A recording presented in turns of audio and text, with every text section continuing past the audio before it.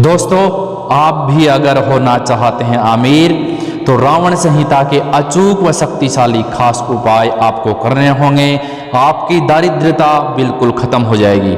दशानन लंकापति रावण एक राक्षस तो था, लेकिन वह एक महान पंडित, कुशल राजनीतिज्ञ, वास्तुकला के साथ साथ ब्रह्मज्ञानी तथा बहुविद्याओं का जानकार भी था।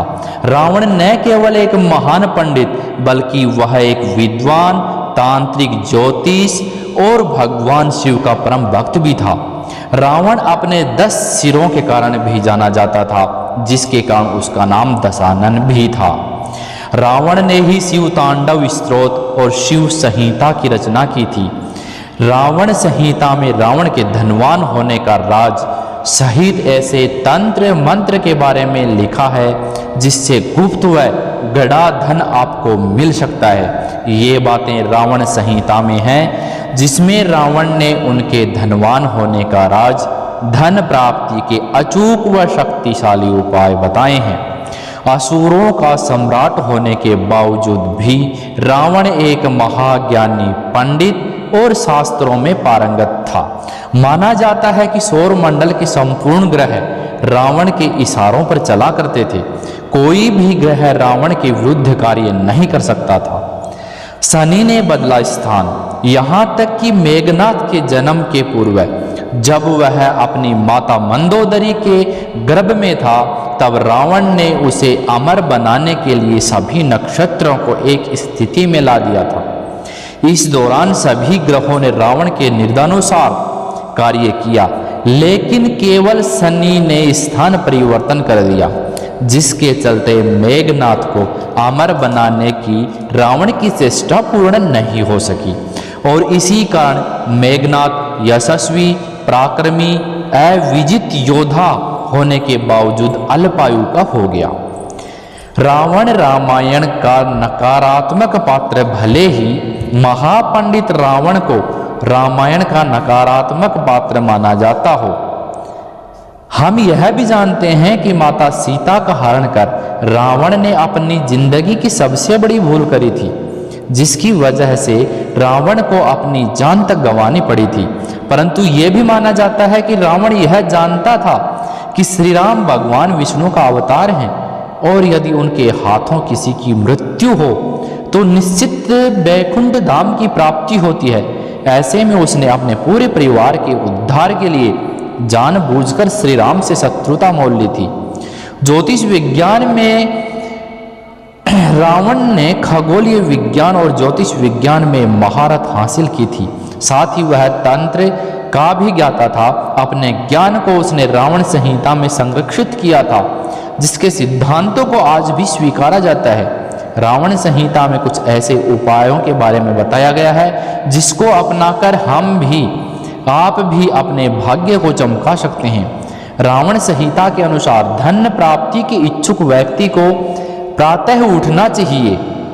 अपने नित्य कर्म आदि से निवृत्त होकर नदी या जलाशय के स्थान पर जाकर स्नान करने के बाद उसे किसी ऐसे वृक्ष के नीचे आसन लगाकर बैठना चाहिए जहां शांत वातावरण हो।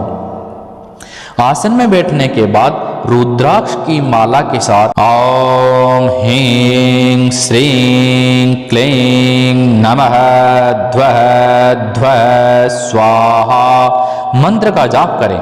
ऐसे में यदि 21 दिन तक लगातार इस मंत्र का जाप करने के बाद यदि आप इस मंत्र को सिद्ध कर लेंगे तो माना जाता है कि आपके जीवन में धन प्राप्ति की योग बनने लगेंगे।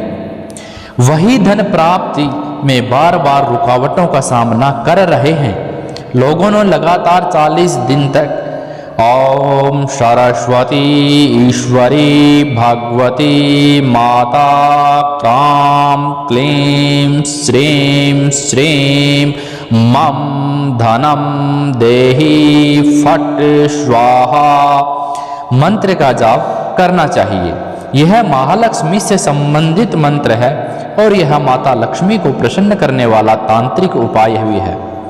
कहा जाता है कि इस मंत्र को नियमित जाप मात्र करना ही कुछ दिनों में ही आपके धन संबंधी सभी समस्याओं का समाधान कर देगा। नियम के अनुसार आपको नियमित तौर पर हर रोज इस माला का एक बार जाप करना जरूरी है। इसके अलावा किसी भी शुभ अवसर जैसे अक्षय तृतीया, दीपावली, होली आदि की मध्य रात्रि के लिए भी एक उपाय विशेष फलदायी माना जाता है। इसके तहत कुमकुम जो रोली होती है, रोली के द्वारा थाली पर ओम ह्रीं श्रीं क्लीं महालक्ष्मी महासरस्वती मम गृहे आगच्छ आगच्छ ह्रीं नमः इतना लिखना है। इसे लिखने के साथ ही साथ रुद्राक्ष या कमल गट्टे की माला की सहायता से इस मंत्र का जाप कर इसे सिद्ध करें। माना जाता है कि कार्तिक मास की अमावस्या यानी दीपावली की रात्रि को इस मंत्र का जाप विशेष फल प्रदान करता है। रावण संहिता के अनुसार आपको प्रत्येक दिन 108 बार तो इस मंत्र का जाप अवश्य करना चाहिए। इसके अलावा आप अपने श्रद्धा अनुसार इस मंत्र के जाप को बढ़ा भी सकते हैं। यदि आप धन संबंधी समस्या से निपटारा चाहते हैं तथा सदैव अपने घर में माता लक्ष्मी का वास चाहते हैं तो कार्तिक मास की अमावस्या यानी दीपावली के दिन आपको यह उपाय अवश्य ही अपनाना चाहिए। इस उपाय के अनुसार दीपावली के दिन महालक्ष्मी की पूरी विधि विधान से पूजा करनी चाहिए, तब यह मंत्र शीघ्र ही प्रभाव देता है। उसके अगले दिन सुबह उठने के बाद और पलंग से उतरने से पहले आपको 108 बार ओम नमो भगवती पदम पद्मावी ओम ह्रीं ओम ओम पूर्वाय दक्षिणाय उत्तराय आपूर्य सर्वजन वश्य कुरु कुरु स्वाहा मंत्र का जाप भी कर सकते हैं। मंत्र का जाप पूर्ण करने के पश्चात 10 दिशाओं में 10 बार फूंक मारें। मान्यता के अनुसार जो भी इस कार्तिक मास की अमावस्या को जाप पूरी तन्मयता से करता है उस जातक को कभी भी धन से संबंधित समस्या नहीं आती है। वहीं यदि आप धन कुबेर की कृपा प्राप्त करना चाहते हैं तो आपको ओम यक्षाय कुबेराय वैष्णवाय धन धान्याधिपतये धन धान्य समृद्धि में देहि दापय स्वाहा मंत्र का जाप करना चाहिए। इस मंत्र का जाप करते समय माता लक्ष्मी की कौड़ी को अपने पास रखें। 3 माह तक लगातार इस मंत्र का जाप करने के बाद कौड़ी को अपनी तिजोरी में रख दें।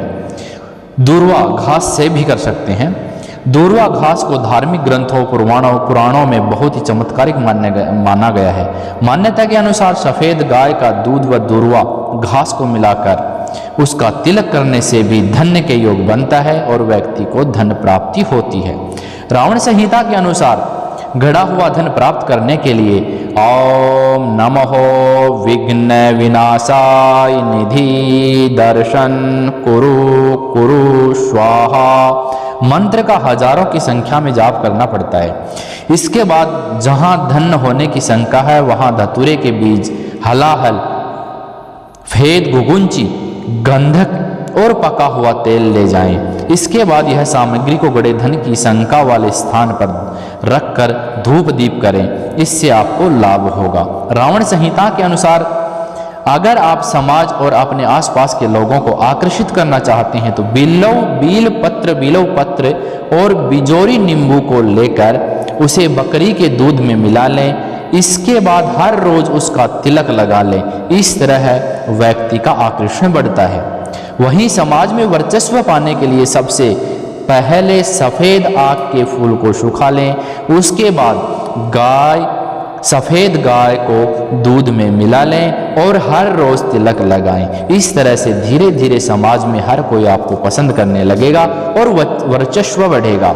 वहीं कर्ज की समस्या से छुटकारों के लिए मंत्र ओम क्लीं ह्रीं ऐं ओम श्रीं महायक्षिण्ये सर्वैश्वर्य प्रदात्रये नमः इति मंत्रस्य च जप सहस्त्र च संतितिम।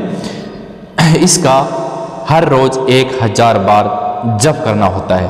जब 1 महीने बाद पूरा हो जाए तो ब्राह्मणों और कुंवारी कन्याओं को भोजन अवश्य कराएं। इससे न सिर्फ कर्ज की परेशानी दूर होगी बल्कि आपके परिवार में धन का आगमन भी होगा।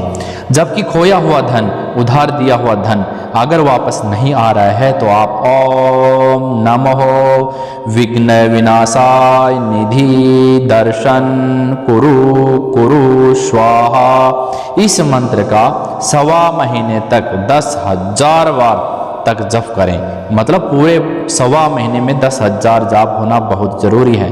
माना जाता है कि ऐसा करने से आपका धन जो है वो वापस आ जाएगा। तो दोस्तों, यह सब बातें करने के बाद में आप सबसे एक करबद्ध निवेदन करना चाहेंगे कि अगर आपको हमारे वीडियो थोड़ा बहुत भी पसंद आया हो और समझ में आया हो तो आप हमारे द्वारा बनाई गई इस वीडियो को दिल से एक लाइक ज़रूर करें और हमारे चैनल को सब्सक्राइब ज़रूर कर लें, क्योंकि हमारे द्वारा धार्मिक मार्गदर्शन, धार्मिक संबंधी जो भी वीडियो आने वाले हों वो सबसे पहले आप तक पहुंच जाएं। तो चलो मिलेंगे किसी अगले वीडियो में। धन्यवाद।